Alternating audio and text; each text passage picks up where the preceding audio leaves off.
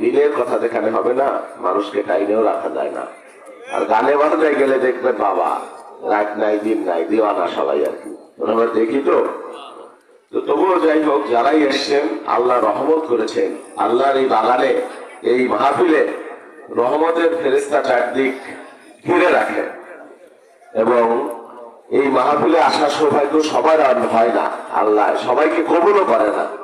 তো আমাদের কবুল করেছেন, আপনাদের কবুল করেছেন, আপনারা এসছেন। আমার ভাই বয়ান করতেছিল, কি সুন্দর বয়ান, আমি শুনতেছিলাম। এই 1.5 বছর আগে সারাক্ষণ ওয়াজ শুনতে পারি, আজকে 3টে ওয়াজ আর কি। আর সকালে বের হয়েছি সারাদিন ভাঙ্গায়, এই 4 রশি 14 রশি 7 রশি মিটিং, তারপরে আখটের চরে 2টা কুলখানি অনুষ্ঠান ছিল লোহারটাকে, সারাদিন ঘুরেছি, মানুষের মধ্যেই আছি সকাল থেকে। এটাই আমার কাজ। আল্লাহ রাব্বুল আলামিন বলেছেন তার যে সৃষ্টির জন্য চেষ্টা করা, কাজ করা, ভালোবাসা মহব্বত সৃষ্টি করা, এটাই হলো সবচেয়ে বড় কথা।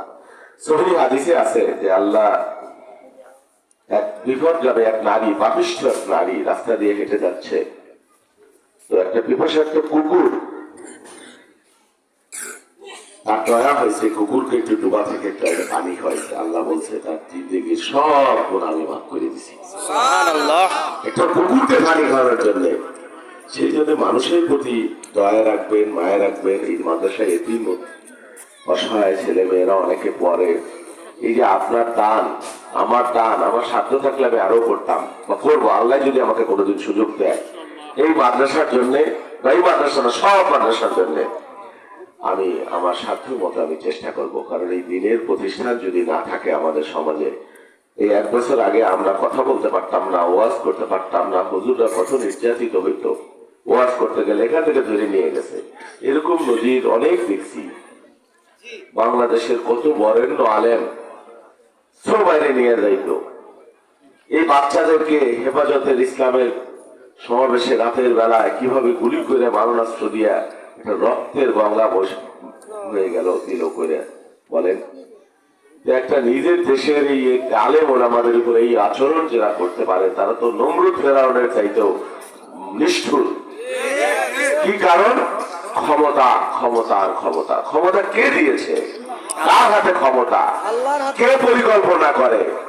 আপনি তো অনেক পরিকল্পনা করেছিলেন, কিন্তু উপরে তো একজন আছে, হ্যাঁ, তিনি ছাড় দেন, ছেড়ে দেন না। পরিণতি কি হয়, পরিণাম কি হয় একবারও চিন্তা করেন না। ইহকালের পরিণতি আর পরকালেরটা তো বইরেই আছে। হ্যাঁ, কত রক্ত, কত অনিয়ম, কত আলেম ওলামার অভিশাপ, কত অতিবসায়ের অভিশাপ। আমরাও এই আন্দোলনে, দিনের আন্দোলনে যাতে আমরা কথা বলতে পারি, কোরআনের কথা বলতে পারি, দিনের কথা বলতে পারি, আমার অধিকারের কথা বলতে পারি, আমি ভোটের কথা বলতে পারি, নির্যাতনের বিরুদ্ধে, এর জন্য আমরা লড়াই করেছি। এই 17 বছর লড়াই করেছি আমার কোন সম্পত্তির জন্য না। অনেক জুলুম সহ্য করেছি। 128টা মামলার আসামি। প্রত্যেক দিন ভোর হইলে কোর্টের গারদে চলে যেতে হইতো। কতবার জেল খাটছি, রক্ত ছড়াইছি, আর কতজন তো চলেই গেল, আর আসেন, ফিরে আসবে না। কত মানুষ, হাজার হাজার মানুষ চলে গেছে শুধুমাত্র কথা বলবার জন্য, শুধুমাত্র দিন প্রতিষ্ঠার জন্য, শুধুমাত্র মানুষের অধিকার প্রতিষ্ঠা করার জন্য। যাই হোক, আল্লাহ আমাদের কবুল করেছেন, করুণা করেছেন। আমরা সকলে এখন প্রাণ খুলে কথা বলতে পারি। একটা নির্বাচন আসছে সামনে, এই নির্বাচন মানুষ অবাধে ভোট দিতে পারবে। তো আমি আপনাদের প্রতি অনুরোধ করি যে দয়া করে আপনাকে, আমি একজন মজলুম হিসেবে আপনাকে যদি আমার পাশে একটু সুযোগ দেন, আমাকে একটু সমর্থন দেন, আপনার এই সমর্থন, এটাকে আমি আমানত মনে করবো। আমানত, এই আমানত কোন শাসক না, আমি আপনাদের একজন খেদমতকার, একজন ভাই, একজন বন্ধু হিসেবে যদি একটু পাশে থাকবার সুযোগ দেন, আশা করি আপনাদের আমি বিফল করবো না। আল্লাহ যেন আমাকে কবুল করে আপনাদের খেদমতের জন্য। মানুষ তো ক্ষণস্থায়ী, সাময়িক ক্ষণিকের অতিথি দুনিয়ায়। যে কোনো সময় রবের ডাকে আমরা সবাই চলে যেতে পারি, যে কেউ চলে যেতে পারি। মানে আমার মৃত্যুর পরে আমার জানাজায় যাতে আপনারা বলতে পারেন যে না, এই মানুষটা আমাদের মানুষ ছিল, ভালো মানুষ ছিল, তার কাছে আমাদের আর কোনো দায় দাবি নাই। এটুকুই তো জীবনের মানুষের অর্জন। সেই জন্য কোনো লোভের জন্য না, টোপের জন্য না। জীবনে অনেক সম্মান মর্যাদা, অনেক জায়গায় গেছি, দেশের কেউ কোনোদিন অসম্মান করে নাই, শুধুমাত্র বিগত সরকারের নির্যাতন ছাড়া।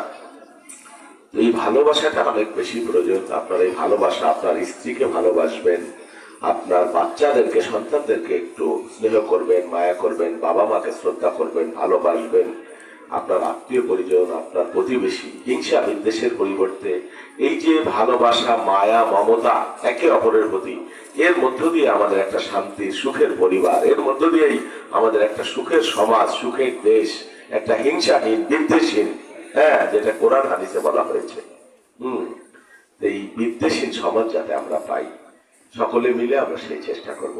আল্লাহ আমাদের কবুল করুক, আল্লাহ আমাদের সাহায্য করুক। সবাইকে ধন্যবাদ। আমি ধানের শীষ মার্কায় দাঁড়াইছি, দয়া করে একটু আমাকে সাথে রাখেন, আমাকে ছেড়ে দিয়েন না। আসসালামু আলাইকুম। হ্যাঁ, মা বোনরা যারা আছে তাদের প্রতিও আমি এই অনুরোধটা আমি রাখলাম।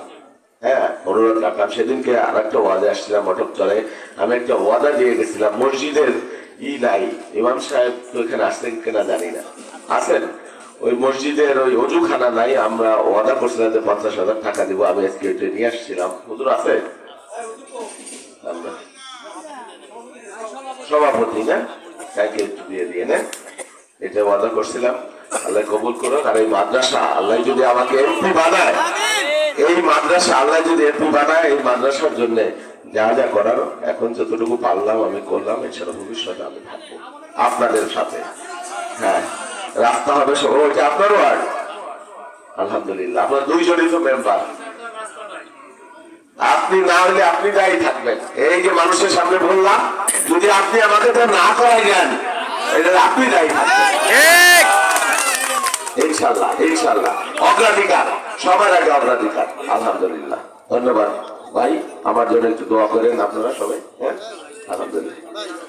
আমি জানি আমি গানা দেখলাম। জি ভাই বলেন। জি জি জি, আলহামদুলিল্লাহ, শুক্রিয়া শুক্রিয়া শুক্রিয়া।